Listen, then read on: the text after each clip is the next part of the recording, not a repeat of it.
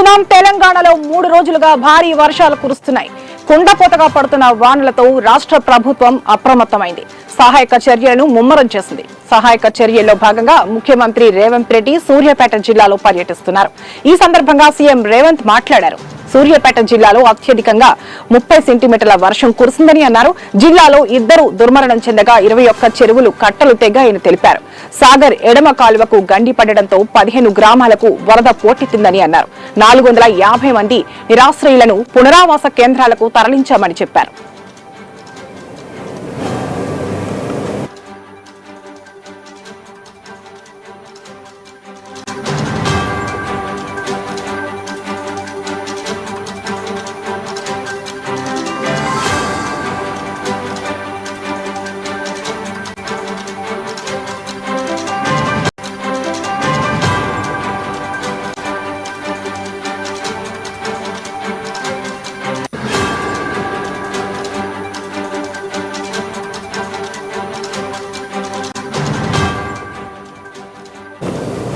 వరద ఉధృతికి 7 పక్కా ఇళ్లు కూలిపోయాయని 33 ఇళ్లు దెబ్బతిన్నాయని చెప్పారు. విపత్కర సమయంలో అధికారులు చక్కగా పనిచేశారని అన్నారు. నల్గొండ, సూర్యాపేట జిల్లాల పరిస్థితులపై సహాయం కోసం ప్రధానమంత్రి నరేంద్ర మోదీ, కేంద్ర హోంమంత్రి అమిత్ షా, ఏఐసీసీ అగ్రనేత రాహుల్ గాంధీ దృష్టికి తీసుకెళ్లామని తెలిపారు. పరిపాలనా నిర్ణయం తీసుకుని వరదల వల్ల చనిపోయిన వారికి 5 లక్షల రూపాయల పరిహారం, పశువులు చనిపోతే 50,000 రూపాయలు ఇస్తామని తెలిపారు.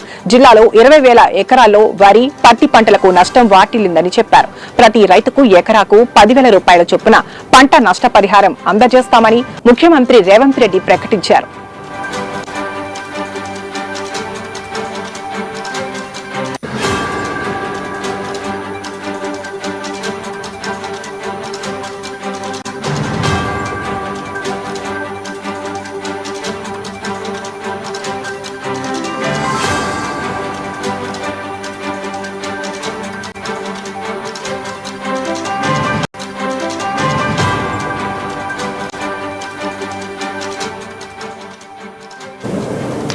ఇక ఇల్లు కూలిన నిరాశ్రయులకు ఇందిరమ్మ ఇల్లు, పీఎం నివాస్ యోజన కింద ఇళ్లను కట్టిస్తామని సీఎం రేవంత్ రెడ్డి హామీ ఇచ్చారు.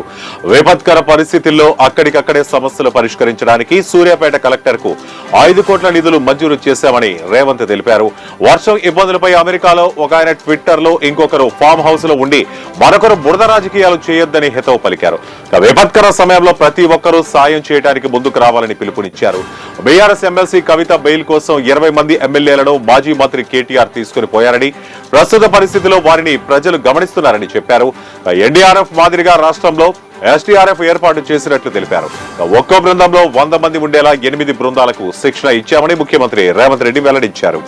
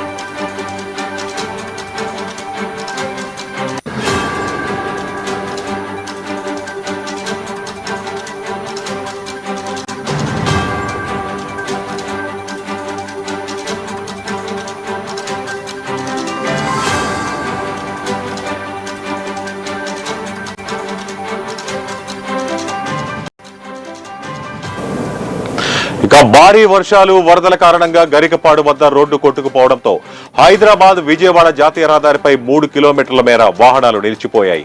దీంతో భారీగా ట్రాఫిక్ జామ్ ఏర్పడింది. వందలాది సరుకు లారీలు నిలిచిపోయాయి. అక్కడి నుంచి వెళ్లడానికి మరో దగ్గరి మార్గం లేక లారీ డ్రైవర్లు వేచి చూస్తున్నారు. డ్రైవర్లు రోడ్డుపైనే భోజనం చేస్తున్నారు. కోదాడకు చేరుకున్న వాహనాలను పోలీసులు మిర్యాలగూడ వైపుకు మళ్లిస్తున్నారు. ఇక వాహనదారులు కోదాడ వైపు రావద్దని కోదాడ డీఎస్పీ శ్రీధర్ రెడ్డి విజ్ఞప్తి చేశారు.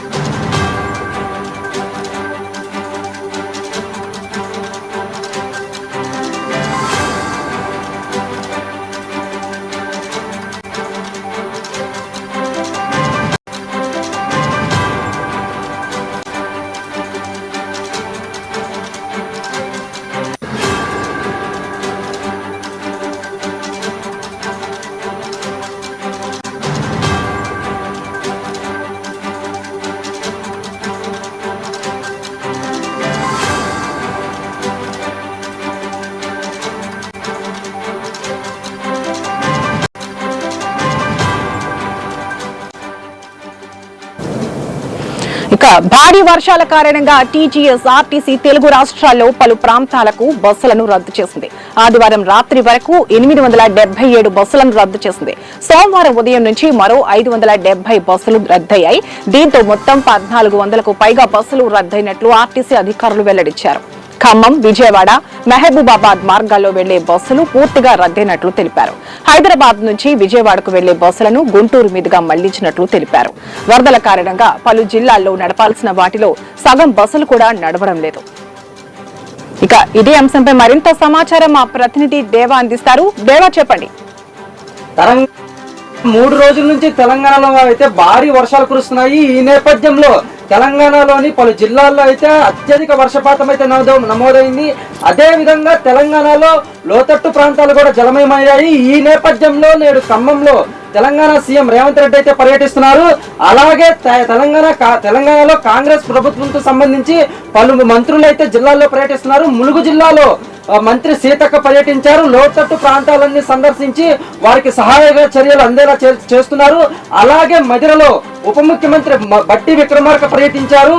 అక్కడ పొంగు పొల్లుతున్న వాగులను, వంకలను, అలాగే లోతట్టు ప్రాంతాల ప్రజలను సందర్శించారు. వారికి ఎప్పటికప్పుడు సహాయక చర్యలు అందేలా కూడా చూస్తున్నారు.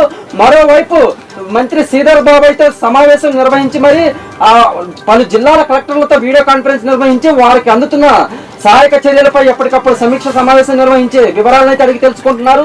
ఈ నేపథ్యంలో తెలంగాణలో మొత్తం మీద ఇప్పటి వరకు గత 3 రోజుల నుంచి కురుస్తున్న వర్షాలకు 16 మంది ప్రాణాలు కోల్పోయారని, ప్రాణాలు కోల్పోయిన వారికి తెలంగాణ ప్రభుత్వం ఒక్కొక్కరికి 5 లక్షల చొప్పున నష్టపరిహారం కూడా అందిస్తుందైతే వెల్లడించారు. ఇక ఈ నేపథ్యంలో తెలంగాణ వ్యాప్తంగా పలు జలాశయాలు అయితే జలకలతో నిండిపోయాయి. ఈ నేపథ్యంలో జలాశయాలకు వరద నీరు భారీగా పోటెత్తింది. ఇటు కడెం ప్రాజెక్టులు అయితే ఉదయం నుంచి వరద ప్రవాహం ముప్పొంగి ప్రవహిస్తుంది. మరోవైపు హైదరాబాద్ సిటీలో అయితే ఇటు హిమాయత్ సాగర్ అయితేనేమి, అటు హుస్సేన్ సాగర్ అయితేనేమి భారీగా నీటి మట్టం వచ్చి చేరుతుంది. ఈ నేపథ్యంలో హుస్సేన్ సాగర్ లోని వరద నీటిని అయితే లోయర్ ట్యాంక్ బండ్ కి అయితే అధికారులు విడుదల చేస్తున్నారు. అదే విధంగా హైదరాబాద్ లోని పలు ప్రాంతాలు నీట మునిగాయి. ఈ నేపథ్యంలో లోతట్టు ప్రాంతాల వారికి కూడా సహాయక చర్యలు ఎప్పటికప్పటికి అందజేస్తూనే ఉన్నారు.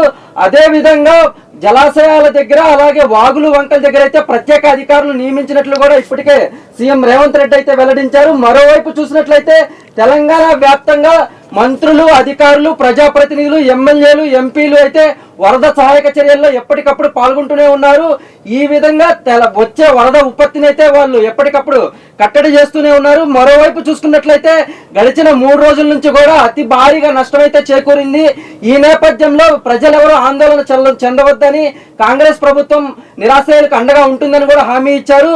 కాగా తెలంగాణలో మరో 3 రోజుల పాటు కూడా భారీ వర్షాలు కురుస్తాయని కూడా హైదరాబాద్ వాతావరణ కేంద్రం అయితే ఇప్పటికే హెచ్చరించింది. ఈ నెల 5 నాటికి పశ్చిమ మధ్య బంగాళాఖాతాన్ని ఆనుకొని ఉన్న వాయువ్య బంగాళాఖాతంలో మరో అల్పపీడనం పడే అవకాశం ఉందని వాతావరణ కేంద్రం అయితే పేర్కొంది. ఈ నేపథ్యంలో ఋతుప్రవణ ద్రోణి జైసల్మేర్, రైసెన్, చింద్వారా, తూర్పు విదర్భ ప్రాంతాల్లో నున్న వాయుగుండం కేంద్రం గుండా పొరుగున ఉన్న తెలంగాణ మచిలీపట్నం మీదుగా వెళ్తుందని, ఆగ్నేయ దిశగా తూర్పు మధ్య బంగాళాఖాతం వరకు ఉంటుందని కూడా పేర్కొంది. ఇక ఆదిలాబాద్, కొమరంభీం, ఆసిఫాబాద్, నిర్మల్, నిజామాబాద్, జగిత్యాల, సంగారెడ్డి, మెదక్, కామారెడ్డి జిల్లాల్లో అక్కడక్కడ భారీ వర్షాలు కూడా రాబోయే 3 రోజుల్లో కురుస్తాయని కూడా తెలిపింది. ఇక పలు చోట్ల ఉరుములు, మెరుపులు గంటకు 30 నుంచి 40 కిలోమీటర్ల వేగంతో గాలులు వీచే అవకాశం ఉన్నట్లు కూడా పేర్కొంది. ఇక మంగళవారం అయితే ఆదిలాబాద్, ఆసిఫాబాద్, మంచిర్యాల, నిర్మల్, నిజామాబాద్, జగిత్యాల, రాజన్న సిరిసిల్ల, పెద్దపల్లి, భూపాల్పల్లి, ములుగు, భద్రాద్రి కొత్తగూడెం, ఖమ్మం, నల్గొండ, సూర్యాపేట, మహబూబాబాద్, వరంగల్, హన్మకొండ, జనగాం, సిద్దిపేట, యాదాద్రి, భువనగిరి జిల్లాల్లో అక్కడక్కడ వానలు, ఉరుములు, మెరుపులతో కురిసే అవకాశాలు ఉన్నట్లు కూడా వాతావరణ శాఖ అయితే హెచ్చరించింది. ఈ క్రమంలో ఆయా జిల్లాలకు ఎల్లో అలర్ట్ ను కూడా జారీ చేసింది. ఇదిలా ఉండగా గడిచిన 24 గంటల్లో కామారెడ్డి, నిజామాబాద్, జగిత్యాల, నిర్మల్, సిద్దిపేట, మెదక్ జిల్లాల్లో భారీ నుంచి అతి భారీ వర్షాలు కురిశాయని, అత్యధికంగా కామారెడ్డి జిల్లాలో 25.4%, సదాశివనగర్ లో 24%, నిజామాబాద్ జిల్లాలో 22% సెంటీమీటర్ల వర్షపాతం నమోదైనట్లు సమాచారం తాంగని.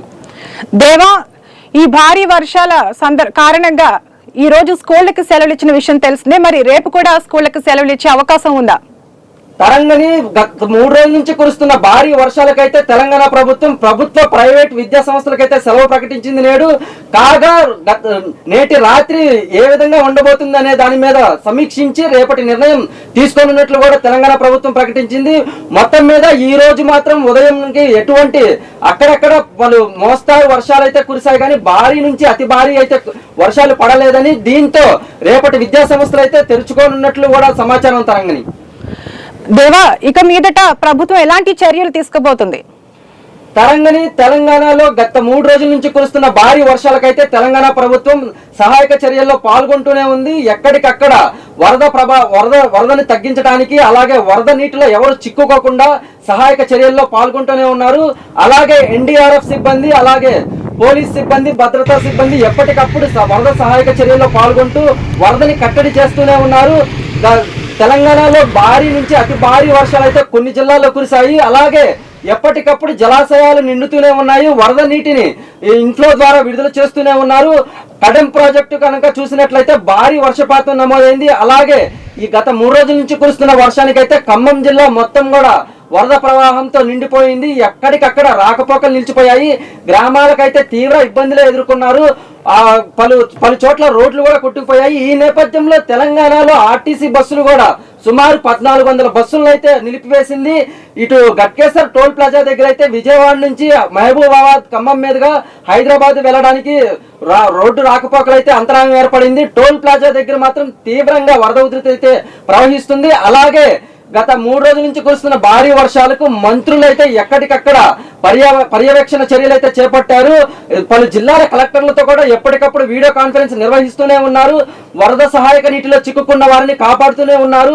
రాబోయే 3 రోజుల్లో వర్షం కురిసినప్పటికీ కూడా ఇంతకన్నా ఎక్కువగా సహాయక చర్యల్లో పాల్గొంటామని ఎన్డీఆర్ఎఫ్ సిబ్బంది, అలాగే హెలికాప్టర్లు, ప్రజలకు సంబంధించిన ఆహార పదార్థాలను సిద్ధం చేసే ఉంచామని ఇప్పటికే తెలంగాణ ప్రభుత్వం అయితే ప్రకటించింది. తరంగని దేవా, ఇప్పటి వరకు ఈ వరదల కారణంగా ఎంతమంది ప్రాణాలు కోల్పోయారు? తరంగని గత 3 రోజుల నుంచి కురుస్తున్న భారీ వర్షాలకైతే తెలంగాణ ప్రాంతంలో మొత్తం మీద 16 మంది అయితే ప్రాణాలు కోల్పోయినట్టు మంత్రి శ్రీధరబాబు అయితే వెల్లడించారు. అలాగే మంత్రులు వరుసగా వారి జిల్లాల్లో వాళ్ళ సమీప ప్రాంతాల్లో పర్యటిస్తూనే ఉన్నారు. ములుగుకు సంబంధించి మంత్రి సీతక్క పర్యటిస్తూనే ఉంది. ఎప్పటికప్పుడు వరద ప్రభావిత ప్రాంతాలను పర్యవేక్షించి అక్కడ ఉన్న సహాయక చర్యల్లో పాల్గొంటూనే ఉంది. నిన్న చూసుకున్నట్లయితే ఆమె ఏకదాటిగా వరుసగా పర్యటనలు చేస్తూ సమీక్షిస్తూ ఉన్నారు. నేడు కూడా వరద సహాయక చర్యల్లో పాల్గొంటూనే ఉన్నారు. అలాగే మంత్రి శ్రీరాబాబు, డిప్యూటీ సీఎం, ఉప ముఖ్యమంత్రి బట్టి విక్రమార్క కూడా సహాయక చర్యల్లో పాల్గొంటున్నారు. ఇలా ఎప్పటికప్పుడు సహాయక చర్యల్లో పాల్గొంటూ వరద నష్టాన్ని తగ్గించే విధంగా వాళ్ళు చూస్తున్నారు. అలాగే పలు ప్రాంతాల్లో లోతట్టు ప్రాంతాల్లో ఇళ్లన్నీ నీట మునిగాయి. వారికి ఆహారం చేరవేసే విధంగా కూడా లేదు. అలాంటి వాటిల్లో కూడా పవర్ బోట్ల సహాయంతో వారికి ఆహారం చేరవేస్తున్నారు. ఇది ఇప్పటి వరకు ఉన్న సమాచారం. Tarangini okay, right, thank you దేవా.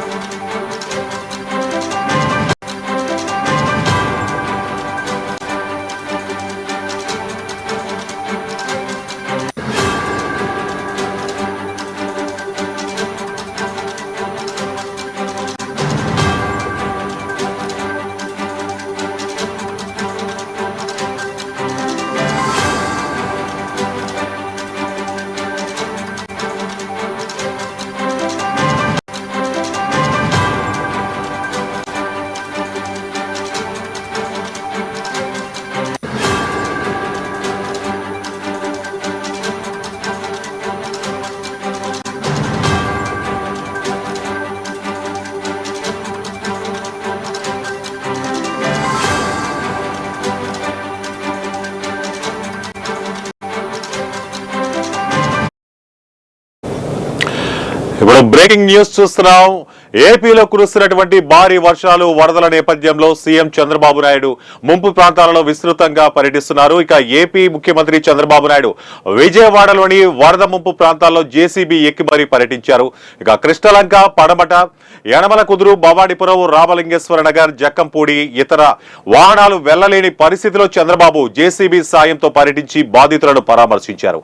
ఇక నేరుగా బాధితుల వద్దకు వెళ్లి వారి కష్ట నష్టాలు తెలుసుకుంటున్నారు. నేనున్నానంటూ వారికి భరోసా ఇచ్చే ప్రయత్నం చేశారు.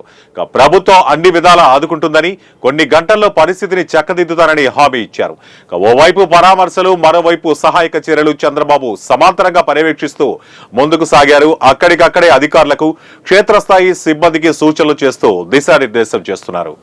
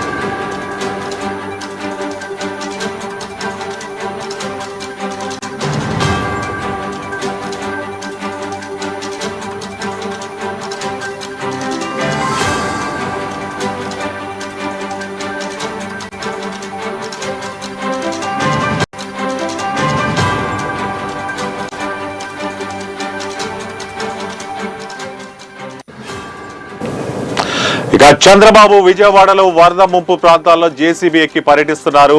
ఇక రాష్ట్రం మొత్తం కూడా కురుస్తున్నటువంటి విపరీతమైన వర్షాల నేపథ్యంలో, వరదల నేపథ్యంలో చంద్రబాబు సహాయక చర్యల్లో చురుగ్గా పాల్గొంటున్నారు.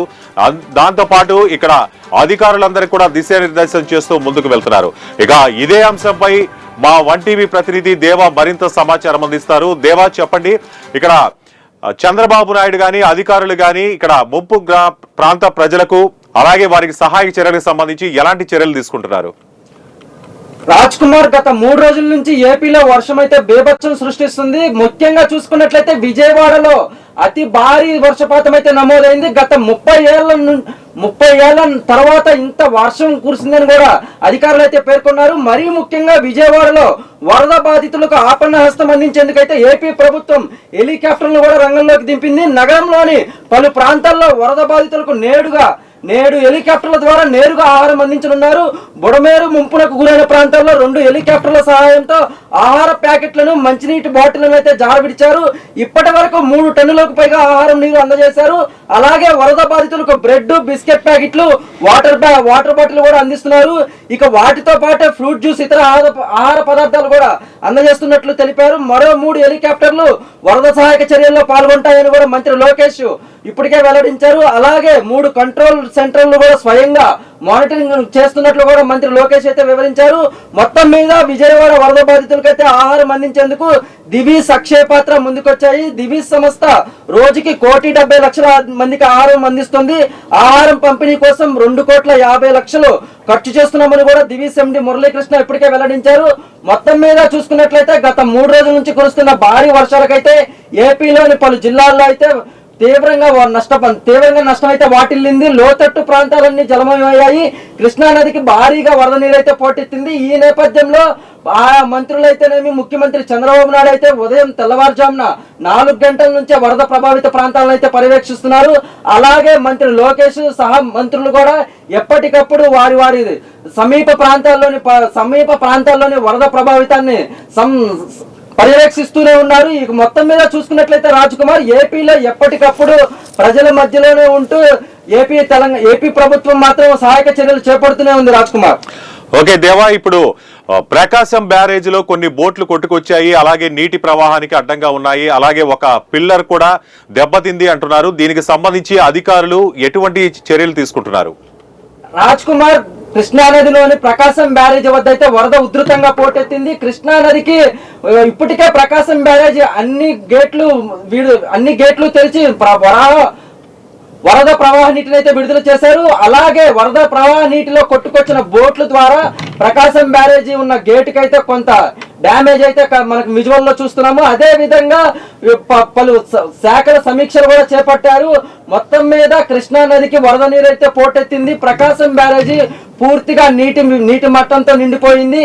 ఇక బోట్లు కొట్టుకొచ్చిన తాకిడికి ప్రకాశం బ్యారేజీకి ఉన్న గేట్ అయితే కొంత భాగం దెబ్బతింది. దీని మీద ముఖ్యమంత్రి కూడా ఇప్పటికే పలు మంత్రులు కూడా సమీక్షించారు. అదే విధంగా ప్రకాశం బ్యారేజీకి ఇప్పటికే చాలా వట్టికి వరద నీరు పోటెత్తిందని దీన్ని సముద్రంలోకి విడుదల చేస్తున్నట్లు కూడా అధికారులు అయితే ఇప్పటికే వెల్లడించారు. రాజ్ కుమార్, ఇక్కడ పవర్ బోట్లు కూడా అక్కడికి ముంపు ప్రాంతాలకు వెళ్లలేని పరిస్థితి అక్కడ ఉందని తెలుస్తోంది. అలాగే దీనికి సంబంధించి ముఖ్యమంత్రి చంద్రబాబు నాయుడు కూడా జేసీబీల సాయంతో ఇక్కడ బాధితుల దగ్గరికి వెళ్లి తన సహాయ సహకారాలు అందిస్తున్నట్టుగా వార్తలు వస్తుంది. దీని దగ్గర మీ దగ్గర ఉన్నటువంటి సమాచారం ఏంటి? అప్డేట్ సమాచారం. రాజ్ కుమార్, గత 3 రోజుల నుంచి ఏపీలో కురుస్తున్న భారీ వర్షాలకైతే ఏపీ మొత్తం అతలాకుతలమైంది. ఈ నేపథ్యంలో పలు జిల్లాల్లో అయితే మాత్రం తీవ్రంగా వర్షపాతం అయితే నమోదైంది. మరీ ముఖ్యంగా విజయవాడలో గతంలో ఎన్నడూ లేని విధంగా అయితే అత్యధిక వర్షపాతం అయితే నమోదైంది. ఈ నేపథ్యంలో బుడమనేరు వాగైతే వరద ప్రవాహానికి విజయవాడలోని సగానికి ఎక్కువ ఇళ్లు అయితే నీట మునిగాయి. కొన్ని చోట్ల కొండ చర్యలు కూడా విరిగిపడ్డాయి. మరీ ముఖ్యంగా అయితే పవర్ బోట్ల ద్వారా వరద నీటిలో చిక్కుకున్న ప్రజలకైతే ఆహారాన్ని చేరవేస్తున్నారు. కొన్ని చోట్ల పవర్ బోట్లు కూడా వెళ్లలేని పరిస్థితి నెలకొనడంతో మరీ ముఖ్యంగా ముఖ్యమంత్రి చంద్రబాబు నాయుడు స్వయంగా జేసీబీ పైకి ఎక్కి మరీ అధికారులతో సహాయక చర్యల్లో పాల్గొంటూ వారికి ఆహారాన్ని అందిస్తున్నారు. అదే విధంగా ఏపీ మంత్రులు అచ్చెన్నాయుడు, లోకేష్, ఇలా చూసుకున్నట్లయితే మంత్రి సవిత వీళ్ళందరూ కూడా సహాయక చర్యల్లో పాల్గొంటూ ఎప్పటికప్పుడు వరద ప్రవాహాన్ని తగ్గిస్తూ సహాయక చర్యల్లో పాల్గొంటూ నష్టాన్ని అయితే కొంత మట్టికి కట్టడి చేస్తున్నట్లయితే కనిపిస్తుంది. మరీ ముఖ్యంగా విజయవాడ మాత్రం గతంలో ఎన్నడూ లేని విధంగా అయితే 30 ఏళ్ల క్రితం కురిసినంత వాన ఇప్పుడు కురిసిందని, భారీ వర్షపాతం అయితే నమోదైందని కూడా ఇప్పటికే అధికారులు వెల్లడించారు. ప్రకాశం బ్యారేజీకి అయితే భారీగా వరద అయితే పోటెత్తింది. ఈ నేపథ్యంలో పలు ప్రజలు కూడా సూచనలు అయితే జారీ చేశారు. మత్స్యకారులు ఎవరు వేటకు వెళ్ళొద్దని, అవసరమైతే తప్ప బయటికి రావద్దని కూడా అధికారులు అయితే ఆదేశాలు జారీ చేసినట్లు సమాచారం. రాజ్ కుమార్, ఓకే, ఇప్పుడు వాతావరణ శాఖ సూచనల మేరకు ఇప్పటికే స్కూళ్లకి, కాలేజీలకి సెలవులు ప్రకటించింది ప్రభుత్వం. మరి రాబోయే రేపు ఎల్లుండి కూడా ఏమన్నా ఈ సెలవుల్ని పొడిగించే అవకాశం ఉందా దేవా? రాజ్ కుమార్, గత 3 రోజుల నుంచి కురుస్తున్న భారీ వర్షాలకైతే లోతట్టు ప్రాంతాలన్నీ జలమయ్యాయి. ఈ నేపథ్యంలో ఏపీ ముఖ్యమంత్రి చంద్రబాబు నాయుడు ప్రభుత్వ, ప్రైవేట్ కళాశాలలకు, పాఠశాలలకు, విద్యా సంస్థలకైతే సెలవు ప్రకటించారు ఈ రోజుతో. కాగా నేడు రాత్రి ఎటువంటి సమాచారము లేకుండా, పైగా వర్షాలు రాత్రికి అత్యధికంగా కురిస్తే తప్ప ఎటువంటి నిర్ణయం తీసుకోబోమన్నట్లు కూడా ఇప్పటికే వెల్లడించారు. రేపటికైతే యథావిధిగా అయితే విద్యా సంస్థలు తెరుచుకోనున్నాయని ఇప్పటికే సీఎం చంద్రబాబు అయితే ప్రకటించారు. రాజ్ కుమార్, ఓకే దేవా, ఇప్పుడు ప్రయాణికులు చాలా ఇబ్బందులు పడ్డారు. కొంతమంది అయితే వాళ్ళ సొంత ఊర్లకు కూడా వెళ్ళలేని పరిస్థితిలో ఇటు బస్టాండ్లలో కానీ, రైల్వే స్టేషన్ లో కానీ చిక్కుకున్నటువంటి పరిస్థితి. మరి వారి సొంత స్థలాలకు వెళ్ళడానికి ప్రభుత్వం ఏమైనా చర్యలు తీసుకుంటుందా దేవా? రాజ్ కుమార్, గత 3 రోజుల నుంచి కురుస్తున్న భారీ వర్షాలకైతే ఏపీలో వాహనదారులు అయితే తీవ్ర ఇబ్బందులు ఎదుర్కొంటున్నారు. అటు ఆర్టీసీ బస్సుల్లో అయితేనేమి, ఇటు రైళ్లు అయితేనేమి కొంతమేర అయితే రైళ్లన్నీ రద్దయ్యాయి. వర్ష ప్రభావానికి రైల్వే ట్రాకులు కూడా కొట్టుకుపోయిన పరిస్థితి అయితే కనపడుతుంది మనకి. ఈ నేపథ్యంలో కొన్ని 432 రైళ్లు అయితే రద్దు చేశారు. ఈ నేపథ్యంలో రైలు ప్రయాణికులు అయితే తీవ్రంగా ఇబ్బందులు అయితే ఎదుర్కొంటున్నట్లు కనపడుతుంది. మరోవైపు చూసుకున్నట్లయితే ఆర్టీసీ బస్సులు కూడా కొంతమేర నిలిచివేశాయి. విజయవాడ మీదుగా హైదరాబాద్, మహబూబాబాద్ వెళ్లే రోడ్లు అయితే వర్ష ప్రభావానికి అయితే కొట్టుకుపోయాయి. దీంతో ఆ బస్సుల రాకపోకలు కూడా నిలిచిపోయాయి. పలు గ్రామాలకు అంతరాయం కూడా ఏర్పడింది. ఇక దీంతో ఎక్కడికక్కడ వాహనదారులు అయితే తీవ్ర ఇబ్బందులు అయితే ఎదుర్కొంటున్నారు. దీంతో వారికి ఆహారాన్ని కూడా అందజేయలేక ప్రభుత్వం అయితే వాళ్ళు ఆహారాన్ని కూడా వేచి చూస్తున్నట్లు సమాచారం. రాజ్ కుమార్, ఓకే దేవా, ఇప్పుడు చంద్రబాబు నాయుడే స్వయంగా వెళ్లి ఇక్కడ బాధితులకు ముంపు ప్రాంతాల్లో పర్యటిస్తూ ఆయన సహాయక చర్యలు ఇస్తున్నారు. అలాగే అధికారులను కూడా ఎప్పటికప్పుడు అప్రమత్తం చేసే ప్రయత్నం చేసినా గానీ కొంతమంది అందుకు సహకరించట్లేదంటూ, అలాగే చంద్రబాబు నాయుడు వాళ్లపై ఆగ్రహం వ్యక్తం చేసినట్లు కొన్ని వార్తలు వస్తుంది. దీనిపై మీ దగ్గర ఉన్నటువంటి సమాచారం ఏంటి దేవా?